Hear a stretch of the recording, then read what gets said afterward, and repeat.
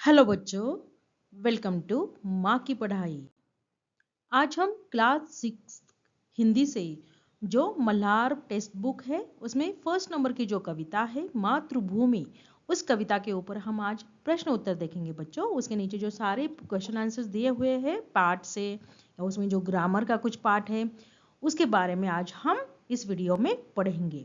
इस कविता का explanation video already मैंने अपलोड कर दिया है, आप जाकर उसे चेक कर सकते हो। ओके, तो चलिए शुरू करते हैं।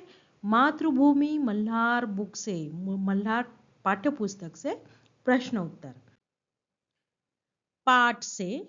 इसमें आपको कुछ क्वेश्चंस दिए हुए हैं, देखते हैं। मेरी समझ से, उसमें क नंबर का क्वेश्चन देखिए। नीचे दिए गए प्रश्नों का सटीक उत्तर कौन सा है? सटीक यानी एक्यूरेट, करेक्ट आंसर कौन सा है? नीचे आपको कुछ क्वेश्चंस दिए हुए हैं, 2 क्वेश्चंस दिए हैं, उसमें ऑप्शंस दिए हुए हैं। उस क्वेश्चन के अनुसार जो राइट ऑप्शन है, मींस जो एक्यूरेट बैठता है, उसके आगे सामने यानी उस ऑप्शंस के आगे आपको तारा लगाना है। तारा लगाना है यानी स्टार बनाना है। ओके, तो फर्स्ट क्वेश्चन है, हिंद महासागर के लिए कविता में कौन सा शब्द आया है? हिंद महासागर यानी इंडियन ओशन के लिए कविता में कौन सा शब्द आया है? अगर आपने मेरा एक्सप्लेनेशन वीडियो देखा होगा तो आपको आसानी से समझ में आएगा। तो हिंद महासागर यानी क्या? समुंदर, समुद्र, ओशन। तो ओशन के लिए क्या शब्द, समुंदर के लिए क्या समानार्थक शब्द होता है? सिंधु। क्या? तो सिंधु, इसके आगे आपको क्या लगाना है?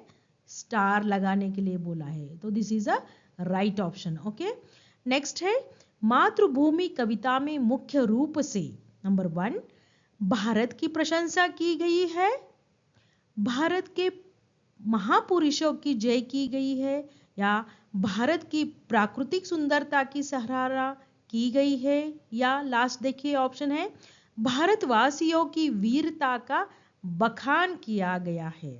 तो इसमें यह सारे कविता में यह सारे चीजें आई हुई है, मीन्स यहाँ पे हमारे देश की भी प्रशंसा हुई है, महापुरुषों की भी इसमें प्रशंसा हुई है। इस कविता में प्राकृतिक सुंदर है यानी जो नेचुरल ब्यूटी है उसकी भी यहाँ पर इस कविता में बताया गया है, और भारतवासियों के वीरता का भी बखान यहाँ पे किया गया है। तो लेकिन हमें एकदम सटीक उत्तर लिखना है। सटीक यानी जो मोस्ट करेक्ट हो। ज्यादा करेक्ट उत्तर इसमें है भारत की प्राकृतिक सुंदरता की सराहना की गई है। तो इसके आगे हम यहाँ पे स्टार बना देते हैं। तो ये बना दिया मैंने स्टार, भारत की सुंदरता की सराहना की गई है। आगे देखते हैं, मिलकर करे मिलान। तो बच्चों आपको टेक्स्ट बुक से कुछ शब्द, इस कविता से कुछ शब्द निकाल के दिए हैं जो यहाँ पे लिखे हैं, और उसके संदर्भ में आए हुए अर्थ यानी मीनिंग्स यहाँ दूसरे साइड में दिए हैं। आपको शब्द पढ़ना है और उसके रिलेटेड उसका अर्थ मीनिंग आपको ज्वाइन करना है उन दोनों को।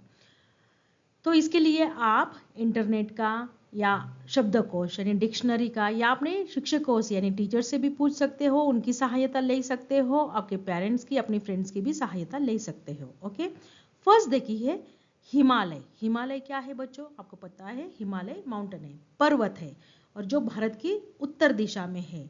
तो ये फर्स्ट नंबर का हिमालय जो है वो देखिए भारत की उत्तर दिशा में, यानी 10th नंबर का जो है ऑप्शन वह करेक्ट है। भारत की उत्तरी सीमा पर फैली पर्वत माला वह है हिमालय। सेकंड नंबर देखिए त्रिवेणी। सेकंड नंबर है त्रिवेणी। तो त्रिवेणी यानी आपने अगर मेरा एक्सप्लेनेशन वीडियो देखा होगा तो आपको त्रिवेणी का मीनिंग वहां पे समझाया है मैंने। त्रिवेणी यानी जहां पर 3 नदियां आकर मिलती है, यानी 3 नदियों का संगम, उसे कहते हैं त्रिवेणी। देखिए 3 नदियों की मिली हुई धारा, धारा यानी जो फ्लो होता है, जो पानी होता है एक साथ आके मिलता है, उसे ही कहते हैं संगम। थर्ड देखिए मलय पवन। मलय यानी सुगंधित, पवन यानी वायु। तो मलय नाम का एक पर्वत भी है, एक माउंटेन है, वहां से आने वाली फ्रेश वायु, फ्रेश हवा, फ्रेश एयर जो है उसे कहते हैं मलय पवन। तो यह बच्चों मलय नाम का एक पर्वत है जहां पर आपको चंदन की पेड़, चंदन के जो पेड़ है यानी सैंडलवुड ट्री है वहाँ पे बहुत दिखने के लिए मिलते हैं। तो वहाँ से जैसे सैंडलवुड का जैसे स्मेल आता है उसी तरह उस सुगंधित वायु यानी उस हवा का स्मेल आता है। इसलिए मलय पवन के लिए सही अर्थ है दक्षिण भारत में मलय पर्वत से चलने वाली हवा या सुगंधित वायु, उसे कहते हैं मलय पवन। नेक्स्ट है 4th नंबर सिंधु। सिंधु यानी क्या बच्चों? सागर। एक्सप्लेनेशन वीडियो जाके देखो, आपको समझ में आ गया है। सिंधु यानी, सिंधु किसे कहते हैं? ओशन को कहते हैं, महासागर को कहते हैं, समुद्र को सिंधु कहते हैं।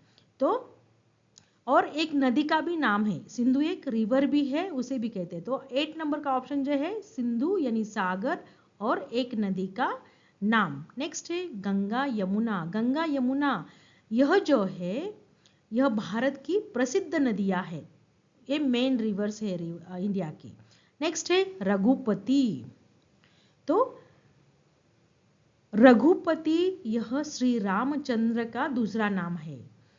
तो 6 नंबर का जो है उसको 5th नंबर का ऑप्शन देखिए बच्चों, श्री रामचंद्र का एक नाम है रघुपति, वह दशरथ के पुत्र थे। नेक्स्ट है श्री कृष्ण। श्री कृष्ण, कृष्ण भगवान, यह 2 नंबर का ऑप्शन देखिए, वसुदेव के पुत्र थे, वसुदेव के पुत्र थे यानी उसको वासुदेव भी बोलते हैं। नेक्स्ट है सीता। सीता यानी श्री राम की पत्नी, तो यह 9 नंबर का ऑप्शन देखिए, जनक की पुत्री थी, उसका नाम था जानकी, यानी सीता को जानकी भी कहते हैं। नेक्स्ट है गीता।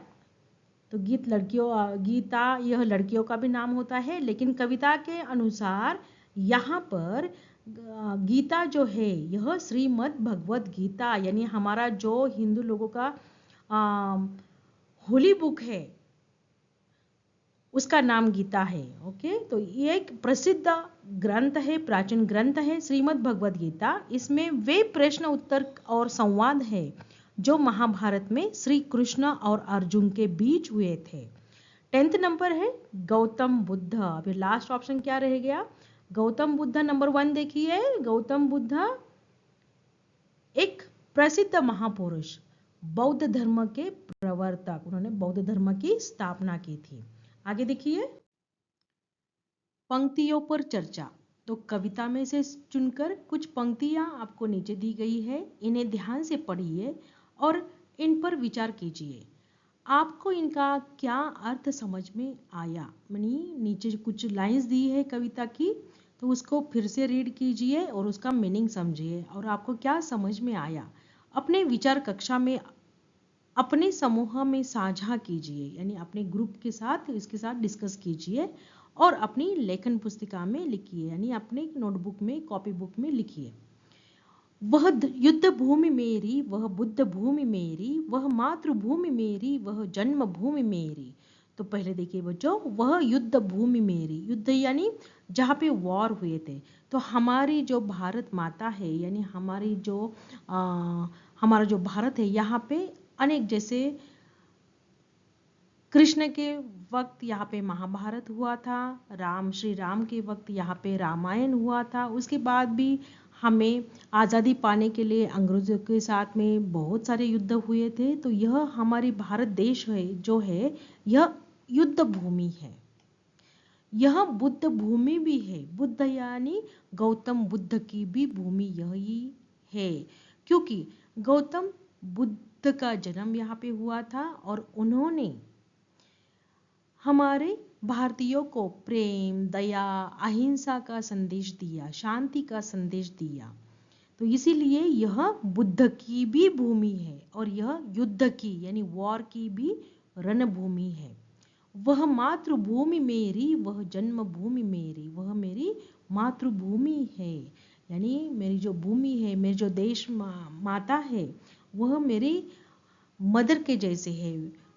मेरा देश जो है मेरे माँ के जैसा है और यही मेरी बर्थ प्लेस है, यानी यह मेरी जन्मभूमि है। आगे देखिए, सोच विचार के लिए नीचे कुछ क्वेश्चंस दिए हैं, आपको उसके उत्तर आपकी लेखन पुस्तिका में लिखनी है, आपके नोटबुक में लिखना है उसके आंसर्स। फर्स्ट क्वेश्चन है, कोयल कहाँ रहती है? कोयल यानी कुकुबड़ कहाँ रहती है? तो उत्तर कविता के अनुसार कोयल अमराइयों में रहती है। कहाँ रहती है? अमराइयों में रहती है। यानी मैंगो के जो गार्डन्स होते हैं, मैंगो पेड़ के, आम के पेड़ के जो बगीचे होते हैं, बाग बगीचे, वहां पे कोयल रहती है। सेकंड, तन मन कौन संवारती है? तो उत्तर है बहती मलय पवन हमारे तन मन को संवारती है। बहती मलय पवन यानी सुगंधित हवा जो हमारे तन मन को फ्रेश करती है। आगे देखिए, थर्ड है झरने कहाँ से झरते हैं? वाटरफॉल्स कहाँ से गिरते हैं? तो उत्तर है झरने पहाड़ियों से झरते हैं। फोर्थ क्वेश्चन है श्री कृष्ण ने क्या सुनाया था? तो श्री कृष्ण ने गीता सुनाई थी। श्री भगवत गीता, श्रीमद् भगवत गीता का ज्ञान हमें दिया था। उन्होंने अर्जुन को दिया था, लेकिन उन्होंने उस गीता के द्वारा सबको जीवन जीने के लिए उपदेश किया था। तो श्री कृष्ण ने मधुर बांसुरी बजाकर हमें गीता का संदेश सुनाया। फिफ्थ नंबर का क्वेश्चन देखिए, 5 क्रमांक है। गौतम ने किसका यश बढ़ाया? गौतम यानी गौतम बुद्ध ने किसका यश, सुयश बढ़ाया? उत्तर है गौतम बुद्ध ने भारत का यश बढ़ाया और पूरे संसार को अहिंसा, दया, प्रेम और शांति का संदेश दिया। नेक्स्ट आगे देखते हैं। ख नंबर देखिए, नदियां लहर रही है, पग पग चहर रही है। लहर, इसका अर्थ होता है पानी का हिलोरा, मौज, उमंग, वेग और जोश। यानी आपने देखा होगा जब समुद्र की लहरें या नदी में जो लहरें यानी वेव्स उठती है, उसमें देखो कितना वेग, यानी वो कितना फास्ट से, बहुत क्विकली आती है, कितना फास्ट से मूव होती है। ऐसे लगता है उसमें पूरा जोश भरा हुआ है। वो होती है लहर यानी वेव्स। छहर, छहर का अर्थ होता है बिखरना, छितराना, छिटकना, फैलाना। छिटकना, अभी देखो छिटकना का मीनिंग यहाँ पर समझो तभी आपको समझ में आ जाएगा कि छहर मीन्स क्या होता है। हमने कभी टैप के नीचे हमने हाथ धोए और ऐसे हाथों को हिलाया तो उसमें से जो पानी स्प्रेड होता है उसको बोलते हैं छिटकना। तो पानी फैल जाता है इधर उधर, इसलिए हम हाथ धोने के बाद फौरन नैपकिन से क्लीन करते हैं ताकि इधर उधर वो छिटके नहीं। तो कविता पढ़कर पता लगाइए और लिखे। क्या लिखिए? कहाँ कहाँ छटा चहर रही है? तो उसका उत्तर देते हैं। फर्स्ट नंबर का जो है उसका उत्तर देखिए कि कहाँ कहाँ छटा चहर रही है। चहर का मीनिंग हमने देखा अभी, छिटकना, फैलाना। ओके, तो उत्तर है पग पग छटा चहर रही है, यानी हर कदम पर जहां जहां नदियों का पानी बह रहा है और वेव से यानी लहरें जो उठ रही है नदी में, तेज लहरों के वजह से दूर दूर तक पानी फैल जाता है और उसके वजह से क्या होता है, उसके नदी के आसपास भी आपको पानी फैलता हुआ दिखता है। तो ये नदी जो है वो वेग में आकर हिलोरे लेकर आगे बढ़ती रहती है। तो कहाँ कहाँ छटा चहर रही है? तो पग पग छटा चहर रही है, यानी हर कदम पर छटा जो है वह चहर रही है। नेक्स्ट क्वेश्चन है, किसका पानी लहर रहा है? तो इसका तो उत्तर बहुत इजी है। किसका पानी लहर रहा है? पानी यहाँ इस कविता में, तो इस कविता के अनुसार गंगा, यमुना, त्रिवेणी। त्रिवेणी यानी क्या? त्रिवेणी यानी 3 नदियों का संगम। तो यहाँ पे तीसरी नदी का नाम नहीं दिया हुआ है बच्चों। तो गंगा, यमुना और थर्ड नदी का नाम है सरस्वती। इन तीनों नदियों का पानी लहर रहा है। आगे देखिए कविता की रचना, इसमें गंगा, यमुना, त्रिवेणी नदियां लहर रही है। तो यहाँ पे यमुन शब्द यहाँ यमुना नदी के लिए आया है। तो ऐसे ही यहाँ पर आपको कविता पढ़कर आपको और शब्द जैसे ढूंढना है, अपने इसमें लिखना है कॉपी में। तो इसका उत्तर आपको खुद से करना है बच्चों। ओके, तो चलिए नेक्स्ट देखते हैं। नेक्स्ट क्वेश्चन में आपको मिलान करना है बच्चों। स्तंभ 1 के साथ स्तंभ बी को 2 को। तो फर्स्ट देखिए, वह जन्मभूमि मेरी, वह मातृभूमि मेरी। तो उसके लिए सही उत्तर होगा, मैंने उस भूमि पर जन्म लिया है, वह भूमि मेरी माँ समान है। यानी वह जन्मभूमि मेरी, यानी वह मेरी जन्मभूमि है, मैंने उस भूमि पर जन्म लिया है, मेरा बर्थ वहां पर हुआ है। वह मातृभूमि मेरी, यानी वह मेरी माँ समान है, वह भूमि, वह देश। सेकंड देखिए, चिड़िया चहक रही है हो मस्त झाड़ियों में। तो इसके लिए सही ऑप्शन, सेकंड नंबर के लिए सही ऑप्शन है नंबर 3। वहां की जलवायु इतनी सुखदाई है कि पक्षी पेड़ पौधों के बीच प्रसन्नता से गीत गा रहे हैं। थर्ड नंबर देखिए, अमराइया घनी है, कोयल पुकारती है। इसमें फर्स्ट नंबर का ऑप्शन करेक्ट होगा। यहाँ आम के घने उद्यान है जिसमें कोयल आदि पक्षी चहचहा रहे हैं। नेक्स्ट देखिए, आगे है अनुमान या कल्पना से। तो बच्चों इन प्रश्नों के उत्तर आपको खुद ढूंढने हैं अपने ग्रुप में, अपने फ्रेंड्स के साथ में बैठकर। तो वह है अपने समूह में मिलकर इसके चर्चा करनी है, उत्तर ढूंढने हैं। जैसे कि अमराइया घनी है, कोयल पुकारती है। तो कोयल क्यों पुकार रही होगी, क्यों पुकार रही होगी वो कोयल अमराइयों की झाड़ियों में बैठ के? किसे पुकारती होगी, किसको कॉल कर रही है वो, कैसे पुकार रही होगी? तो इसको आप खुद चर्चा करना है, डिस्कस करना है आपके फ्रेंड के साथ में और उत्तर ढूंढने हैं। जैसे बहती मलय पवन है, तन मन सवारती है। पवन किसका तन मन सवारती है? तो वो आपको ढूंढना है। कविता अगर आपने अच्छे से पढ़ी होगी, आपने मेरा एक्सप्लेनेशन वीडियो देखा होगा, तो आपको इसके उत्तर आसानी से मिल जाएंगे। ओके, तो चलिए नेक्स्ट देखते हैं। शब्दों के रूप।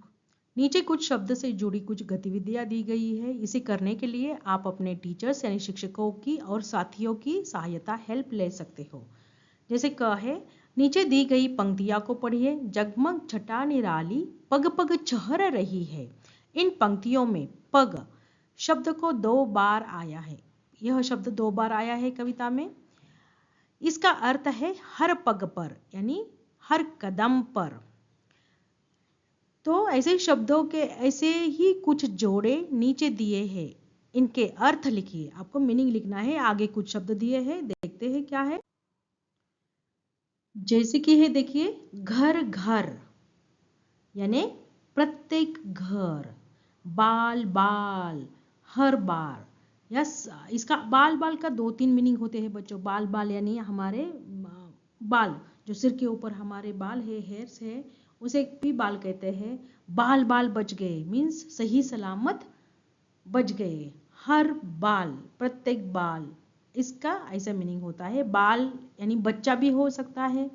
ओके, आगे है सांस सांस, यानी हर सांस में। सांस यानी क्या? ब्रीथ। आगे है देश देश, यानी प्रत्येक देश, हर देश में। पर्वत पर्वत यानी हर पर्वत, प्रत्येक पर्वत में। आगे देखिए, ख नंबर देखिए, वह युद्ध भूमि मेरी, वह बुद्ध भूमि मेरी। तो कविता में भूमि शब्द में अलग अलग शब्द जोड़कर नए शब्द बनाए गए हैं। आप भी कुछ इस नए शब्द बनाए, ऐसे नए शब्द बनाइए और उनके अर्थ पता कीजिए। आपके हेल्प के लिए यहाँ पे शब्द दिए हुए हैं, उसके साथ आप भूमि शब्द मिलाकर, जोड़कर आप उसका मीनिंग समझिए। तो साइड में मैंने सारे शब्दों के अर्थ और उसके मीनिंग्स दिए हुए हैं बच्चों। तो फर्स्ट है तप। तप को तपोभूमि मीन्स तपस्या की भूमि। तो यह तपोभूमि आप यहाँ पे लिख सकते हो। ओके, यहाँ पे लिखना है तपोभूमि। इस तरह से आप बाकी के शब्दों को भी, यहाँ पे कितने हैं आपको 6, यहाँ पे स्काई यानी क्लाउड दिए हैं, आपको उसमें 6 शब्दों को लिखना है। ओके, तो इसकी वजह से आप कोई भी 6 शब्द लिख सकते हो। दूसरा है देवभूमि यानी देवताओं की भूमि। थर्ड है मातृभूमि यानी भारत की भूमि। भारत भूमि यानी भारत की भूमि, जन्मभूमि यानी जन्म की भूमि, कर्म भूमि कार्य की भूमि, कर्तव्य भूमि कर्तव्य की भूमि। इस तरह से सारे शब्दों के अर्थ यहाँ पे दिए हैं। ओके, आगे देखिए पाठ से आगे। तो यहाँ पर आपको 2 क्वेश्चन दिए हैं बच्चों, इसका उत्तर अपने आप से लिखना है आपको, फिर भी आपके हेल्प के लिए मैंने लिखा हुआ है, देखिए। तो फर्स्ट क्वेश्चन देखिए, इस कविता में भारत का सुंदर वर्णन किया गया है। आप भारत के किस स्थान पर रहते हो, यानी कि कौन से प्लेस पर आप रहते हो, वह स्थान कैसा लगता है, आपको कैसा लगता है, उस स्थान की विशेषता ये बताइए। विशेषता यानी उस स्थान पर क्या आपको खास चीजें लगती है।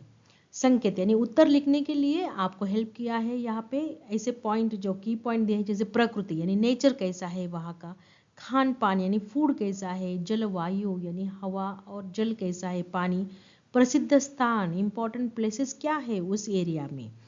तो ये पॉइंट लगाकर आप उत्तर लिख सकते हो इस प्रश्न का। तो उत्तर देखिए यहाँ पे मैंने लिखा हुआ है, मैं भारत के महाराष्ट्र राज्य में रहती हूँ। यहाँ की प्राकृतिक सुंदरता यानी नेचुरल ब्यूटी मन को भा लेती है, जिसमें समुंदर का किनारा है, मुंबई को लगाकर एक समुंदर का किनारा है, कोकण जैसा प्रदेश और अलग अलग पहाड़ है, जिसमें से बहने वाली नदियां गोदावरी कृष्णा जैसे मन मोह लेती है, चारों ओर हरियाली है। महाराष्ट्र में अलग अलग प्रकार के खाद्य पदार्थ प्रसिद्ध है, यानी फूड आइटम्स है, वो कुछ लोकल जो फूड्स है वह फेमस है उधर। उसमें से चटपटे पदार्थ जैसे चाट, चाट के फूड्स जो है जैसे भेलपूरी, पानी पूरी, वड़ा पाव, कच्ची दाबेली, ये भी महाराष्ट्र में प्रसिद्ध है। वह इसमें महाराष्ट्र अव्वल नंबर पर है, पूरे जग में प्रसिद्ध है वड़ा पाव, भेलपूरी और पानी पूरी, राइट। आगे देखिए, गोदावरी नदी को महाराष्ट्र की दक्षिण गंगा कहा जाता है। शिवाजी महाराज की यह जन्मभूमि है, यानी शिवाजी महाराज जैसे महान पुरुष की यह जन्मभूमि है। इस राज्य में अलग अलग किले हैं, किले यानी गढ़, जैसे सिंहगढ़, प्रतापगढ़, इस जैसे ऐसे बहुत सारे किले हैं। महाराष्ट्र की अजंता की गुफाएं अवश्य देखने लायक है और वो फेमस भी है। वहां पर दूर दूर से लोग ये इस गुफाओं को देखने के लिए आते हैं। चलिए नेक्स्ट क्वेश्चन देखते हैं। अपने परिवार के किसी सदस्य या मित्र के बारे में लिखिए, उनकी कौन कौन सी बातें आपको अच्छी लगती है। तो उत्तर में यहाँ मैंने मेरे परिवार का सदस्य मेरे पापा जी के बारे में यानी मेरे पिताजी के बारे में, फादर के बारे में लिखा है। तो मेरे परिवार में मेरे पिताजी सबसे अच्छे लगते हैं, क्योंकि मुझे उनकी जीवन शैली बहुत पसंद है। वो जैसे उनके जो डेली उनका जो वर्क है, जो करते हैं एक्टिविटी, मुझे वो बहुत पसंद आती है। वह अपने बड़े बुजुर्गों का सम्मान करते हैं। वह रोज सवेरे उठकर सैर पर जाते हैं, व्यायाम करते हैं, घर के हर सदस्य की आवश्यकताओं के बारे में सोचते हैं और वो फुलफिल करने की प्रयास करते हैं। घर का खाना खाते हैं, बाहर का ज़्यादा उनका खाना उनको ज़्यादा पसंद नहीं है, तो घर का सादा अपना भोजन करते हैं। वे सदा जीवन जीने, वो सदा नहीं, यहाँ पे सादा यानी सिंपल लाइफ जीना। वे सादा जीवन जीने पर और उच्च विचार रखने पर विश्वास करते हैं, और वह उनका जीवन भी एकदम सादा है, वो एकदम सिंपल तरीके से रहते हैं, और बट उनके जो विचार है वह बहुत अच्छी है, बहुत उच्च विचार है। तो इसीलिए मुझे घर में मेरे पिताजी, मेरे पापा सबसे अच्छे लगते हैं। नेक्स्ट देखिए, वंशी से श्री कृष्ण ने सुनाई वंशी पुनीत गीता। वंशी बांसुरी को कहते हैं। वंशी किसे कहते हैं? बांसुरी को। यह मुंह से फूंक कर बजाया जाने वाला वाद्य है। नीचे फूंक कर बजाए जाने वाले कुछ वाद्यों के चित्र दिए हुए हैं। इनके नाम शब्द जाल से खोजिए और सही चित्र के नीचे लिखिए। तो बच्चों यहाँ पे आपको फूंक से बजाए जाने वाले जो इंस्ट्रूमेंट है, जो वाद्य है, उसको यहाँ से ढूंढना है और नेक्स्ट पेज पे उसका पिक्चर दिया हुआ है, उसके नीचे आपको लिखना है। तो सबसे पहले हम यहाँ पे देखते हैं पहले कौन कौन से शब्द है जो फूंक से बजाए जाने वाले वाद्य है यानी इंस्ट्रूमेंट है। तो फर्स्ट तो यहाँ पे दिख रहा है, देखिए शहनाई, एक हो गया। दूसरा हो गया देखो यहाँ पे बांसुरी, ये दो हो गए। आगे है थर्ड दिख रहा है यहाँ पे बिन। चौथा है सिंगी।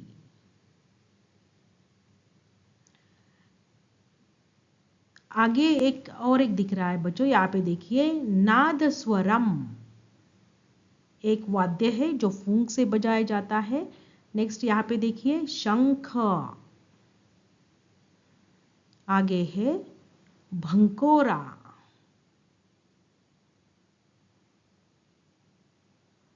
और लास्ट में है अलगोजा, एक वाद्य है, आपको पिक्चर दिखाती हूँ नेक्स्ट पेज पे।